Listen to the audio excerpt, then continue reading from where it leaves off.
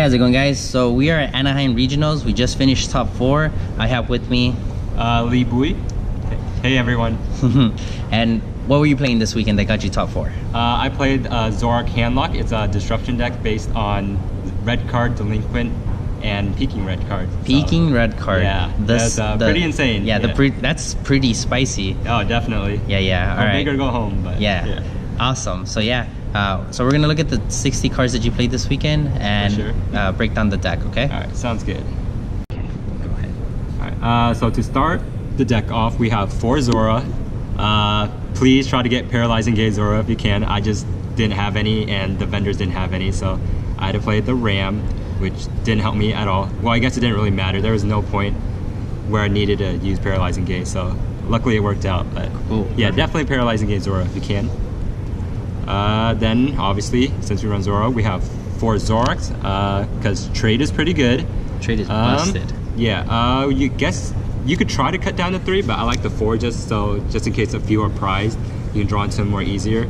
And like you would hate to whiff Zoroark when you need to get a knockout, and you're just stuck there with Zora over DCE. So next we have 4 Shaman. 4 Shaman. Yeah, setup is still pretty busted. Yeah, so basically you want to use Shaman during your first turn to search for all the cards necessary to complete the combo. And with Ultra Balls and Level Balls, well, I guess you can't use Level Ball. Yeah. Basically with Ultra Ball and the one Pokemon Communication that I run, it's pretty easy to draw through your half your deck on the first turn. It is possible, so. Nice. Yeah, 4 Shaman is definitely nice. 3 different arts, because it's pretty good. And thing that I used throughout the day was I would start Shaman against like a fighting deck. So if I go second, I can Sky Return, which is pretty good because it helps chip damage and I get returned to my hand. So that's another positive aspect of it. For the tech Pokemon, we have 1 Lele. This is good for searching out Delinquent when you need it. Good for searching out Guzma. Basically just gives you more outs to complete the combo. It's because you can Ultra Ball for a supporter basically. Cool. Pretty good. 1 Seismitoad, because Quaking Punch and item locking is pretty good and expanded for sure.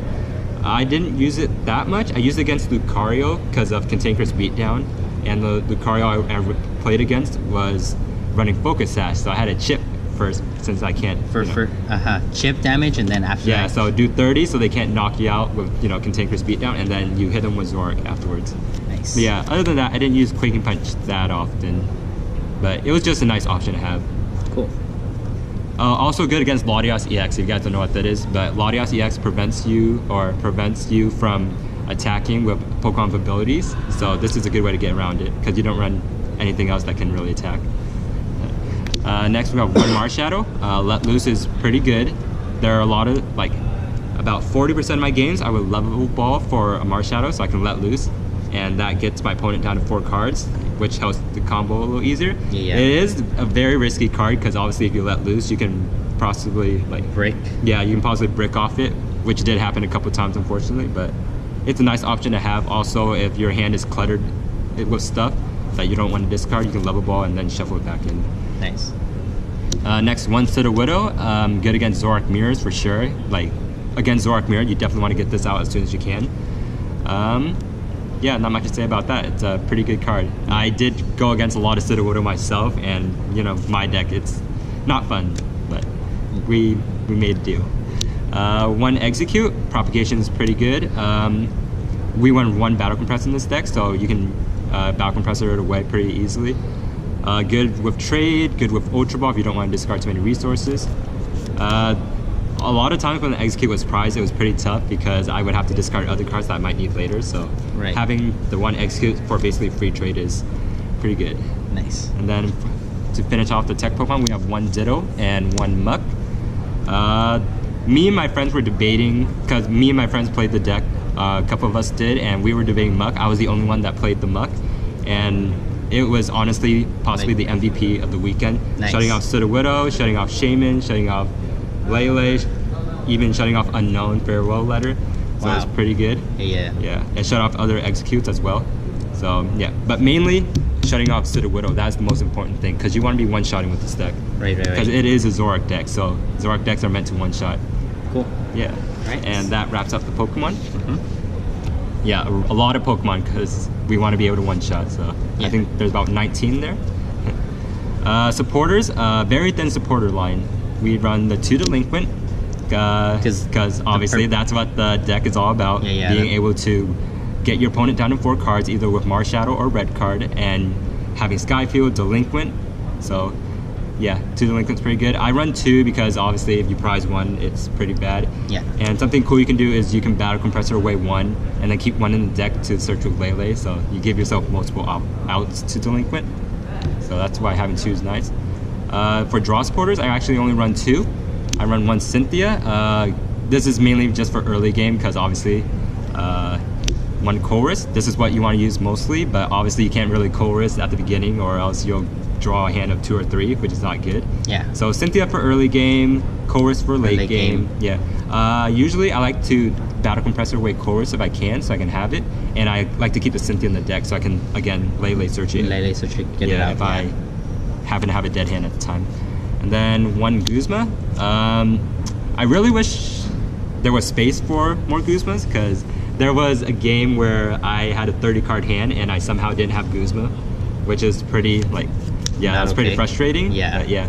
But unfortunately we only have room for 1 Guzma in this deck, so yeah, Guzma's pretty good. Again, you can Battle Compressor it away and then you can be a secret for it. Pretty nice. 1 Lusamine.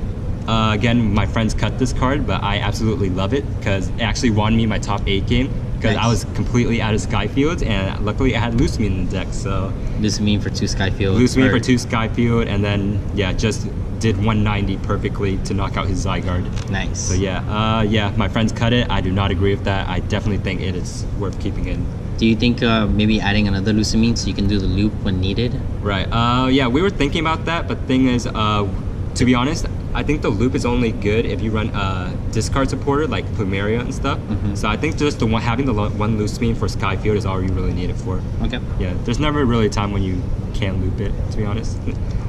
Alright, that's it for supporter lineup. Like I said, very thin. Just 2 Disruption supporters, 2 Draw supporters, way to get a way to get at an opponent's Pokemon, and 1 Recovery, basically. Nice. Yeah. Trainers, there's quite a bit. 4 Ultra Ball, because Ultra Ball is really good. Allows you to discard cards so you can set up for more cards. Pretty nice. Helps you get the numbers you need. Definitely. Yeah. Ultra Ball and Shaman are just a ridiculous combo. Yeah, it's kind of insane. 4 VS Seeker, it's a pretty self-explanatory. With only 6 supporters, VS Seeker is pretty necessary. Yeah. Not much to say about that. It's just an expanded staple, pretty much. 3 Trainer's Mail. Honestly, wish I had room for a 4th one. This card is so good. It has helped me reach for things such as Skyfield, red card, peeking red card, even Ultra Balls when I needed them, and VS Seeker. It's just, yeah, Trainer's Mail is so good in this deck. Allows you to dig deeper for the combo and for like mid game when you need something to get a knockout. Right. Alright. And then the main Disruption cards, 2 red card. This is pretty good if you can get it first or early game, so you don't have to let loose and possibly brick. But it's also good late game when you can do the combo in between, like in the middle of the game, which is pretty nice too. But yeah, red card's pretty good. Limiting your opponent to 4 is... It's really busted. Yeah, it's pretty fun, not gonna lie. And then 2 peeking red card. This is mainly used for after you are able to red card Delinquent them, you can peek at their 1 card hand if everything goes right. And if it's a supporter, you shuffle it back in. Because you know, people usually like to keep the supporter after you Delinquent them, so. And if you have them on their, because you're running Toad, right? Right, yeah. So if you have them on Toad Luck, they're gonna keep the supporter. Right, definitely. So then you punish them for. So yeah, for peeking that. red card is definitely a good option to shuffle that support back in and possibly buy you some more turns to even, you know, get ahead. Nice. Yeah. 2 Level Ball, pretty good. Again, my friends ran a higher count because they were running the Unknown version, but I'm not running Unknown, as you can see. Yeah. Unknown is pretty good after Marshadow, but since I'm not running Unknown, I run 2 Level Ball, mainly search out Zoroark, search out Marshadow if you need it first turn. Also good for searching out eggs, so you can use it to trade. So yeah. Cool. 2 Choice Band. My original list did not run Choice Band, and that would have been the biggest mistake I have ever made, because Choice Band allows you to hit numbers like 210. Like definitely 210 for Zoroark. Helps you hit numbers like 190 for Buzzwole and Yeah, Buzzwole and Zygarde, and that helps you hit 200 against Lycanroc. So if I didn't have Choice Band, then it would have been a whole it would have been very, very tough to hit those numbers. And you definitely need to one-shot them because, you know, fighting, especially since you're fighting weak, you can get knocked out pretty easily. So yeah, any chance you get them, or any chance you get to knock them out immediately, take it with Choice Band. 2 Float Stone, pretty good if you don't start, or if you start anything other than Zoroark. Pretty good at Shaman. I put on Lele. Pretty much put it on anything. Just allows versatility for free retreat. Cool. 2 Rescue Stretcher.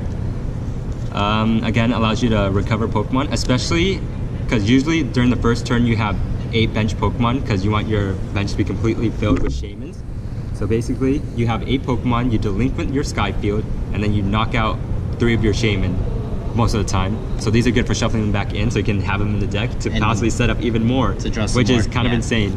So you could possibly set up to what, like 10 times with this deck if everything goes right. Nice. Which is pretty stupid. Yeah, good to grab Pokemon out of the discard if you need it. Cool. 1 Communications, just an extra search option. It's pretty good with Execute actually. If you have Execute in your discard, you can propagate and then put it back in. And then get something you actually want. Right. It's not the most ideal situation, but it is a possibility that is there. But yeah, just another search option is pretty nice. 1 Battle Compressor, like I mentioned before, good for getting the 1-up supporters like Lucamine, Guzma, Chorus, Cynthia, or the Delinquents obviously. Good for discarding Egg for sure. There are times when I would discard Shaman so I can possibly draw a Rescue Stretcher, especially if I'm about to let loose myself. I definitely want to compressor away a Pokemon like Lele or Shaman so I can possibly draw out of it. Nice. Yeah. But the 1 compressor is definitely handy. I was running 2 at first, but I realized that I never used the second one like to great effect, so just 1 is fine. Cool. Yeah. There are running 2 does allow you to like draw into it easier, but I think the 1 is fine for now. 1 Special Charge, the only energy recovery in the deck. Lets you shuffle DCE back in. Not much to say about that. Your deck relies on DCE to attack, so you kind of need the Special Charge. Nice. 1 Comp Search is my ace-spec of choice. Do you feel Computer Search is better choice than Dowsing Machine? Oh yeah, definitely. Especially in this deck when you need so many cards for the combo first turn. Computer Search allows you to search for that. Also, yeah, just being able to search for 1 of these supporters because sometimes they can be hard to hit. Yeah, there's much to say. I think Computer Search is definitely better than Dowsing Machine, especially in this deck. Cool. When you need so many cards. For Stadiums, we run 4 Sky Fields. Again, you want to get it out first turn so you can Skyfield Delinquent, or Skyfield Red Card Delinquent, and then possibly Peeking Red Card. Good for hitting the magic numbers to knock out Pokemon in 1 hit. Yeah, Zoroark always plays Skyfield, so yeah, that's like good. Bread and butter right there. Definitely. Yeah. And then finally run 4 DCE because that's all you really need. Zoroark attacks for double colors, Shaman attacks for double colors, Lele. Like the whole, like pretty much anything attacks for double colors. Yeah. Yeah, that's pretty cool. Yeah. All right, so that's the list right there, guys. All right, guys, so that was the list right there. What was one of your toughest matches of day 1? Toughest matches of day 1. Let's see. Oh yeah, first round I hit a Zygarde Lycanroc, which was very scary because obviously I'm fighting weak. But luckily the combo of Red Card, Delinquent, and Peeking Red was able to stick him long enough for me to catch a head. Again, hitting 210 with Zoroark's pretty good. Yeah, and then I ran to a Buzzgarb Shrine, which is basically a closest thing to an Autoloss that I have because they run a Ranguru. So if they get it out first turn, the combo kind of loses its versatility. Unfortunately, my opponent got a game loss in game 3 because he was only playing with 59 cards. Ooh. So I definitely caught a lucky break there, for sure. And yeah, to be honest, not much happened in day 1 like that I was scared of because I ran into a lot of Zoroarks, and this deck is like designed to beat Zoroark because they have to have a turn to evolve pretty much. So yeah, and you stop that. Definitely. If you go first, that's a really big advantage for you because you can probably stop them from getting their basics. But if you go second, it's also okay because you can do the combo and then hope they don't get the evolution next turn. So. Yeah, nice. Going into day 2 with this deck, how did you feel? Did you feel confident? Well, I was very confident because I came in as the #1 seed for day 2. Nice. Unfortunately, yeah, my day 2 did not go out as planned because I ran into a lot of bad matchups. For instance, first round of day 2, I ran to Rayquaza Ho-Oh. Oh. And he was able to go first, so... And he started Sudowoodo both games. Sudowoodo definitely destroys the deck, especially if they start it, because they prevent your Shaman setup. Yeah. Yeah, so I lost a quick 2-0 there, or 0-2 there. I ran to Israel Sosa. He was playing a Lucario Fighting Box deck. He was. Again, very, very tough matchup because you're fighting weak. There was game 1, I delinquent him to 0. He top decked Juniper, and I just lost from there. Game 2, unfortunately, I got donked. I started Zora, and then I red carded him, but I couldn't get the combo, so he had Karina for Floatstone. He even jabbed me for knockout because jab did exactly 60. But wow. Yeah, and I was like, It's crazy. Yeah. But you still managed to make top 8, which was amazing, and you ended up getting top 4, which is really great as well. Yeah, definitely. Cool. We have Dallas right around the corner. It is next month. It is expanded as well. Is this something you're going to be playing, or do you have something else in mind now that you've seen what the expanded meta kind of looks like? Yeah, so I think I might stick with it for Dallas just because it was my first semi-final performance at regional, so I have a special connection with the deck. Right. And it's pretty fun to play. It's very good in a best of 3 because there is usually one game where you just stick the combo and then you win really fast, or you can play the long game. But yeah, I think the fact that it's good in a best of 3 and you have chances to take quick games against your opponent makes it a good option for Dallas. Nice. Any modifications that you might make now that you play tested a couple games with it? Yeah, so one card we were talking about with my testing crew was Hiker, because Hiker allows you to look at the top 5 cards of your opponent's deck and then leave a card like that, won't help them in that situation on top.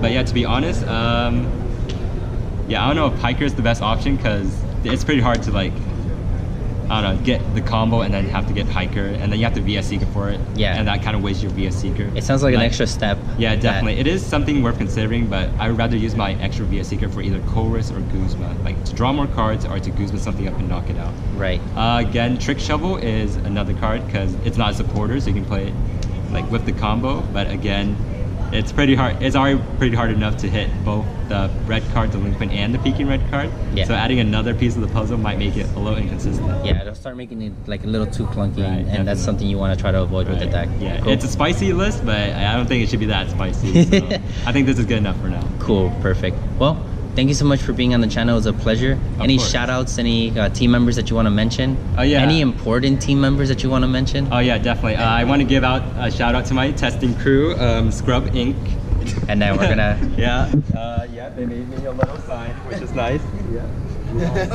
Oh yeah. I played the first day of regionals on only 4 hours of sleep over the past 3 nights because college, and I had to put on nighter the day before the tournament because I had an essay that I had to finish, unfortunately. Okay. But yeah, especially shout out to Eugene Brown and DeAndre Holmes for coming up with the original concept list, which I kind of adapted to fit my playstyle. But they were original builders of the group, so I want to give a special shout out to them. Special shout out to all my nice opponents throughout the 2 days of competition. I did run into some jerks. Some jerks, yeah. But overall, everyone's pretty nice, and I like to play this game for fun, so it was nice to have nice opponents. Cool, awesome. Well, thank you so much for being on the channel. It was a pleasure to have you here. Guys, that's gonna wrap it up for this video. Don't forget to like and subscribe if you haven't already. Make sure to share the video if you want to get a nice spicy Zoroark control peeking card red list for your next regionals or your next cup that you're gonna go to. With that said, guys, thank you guys for watching, and I'll see you guys next time. Bye guys.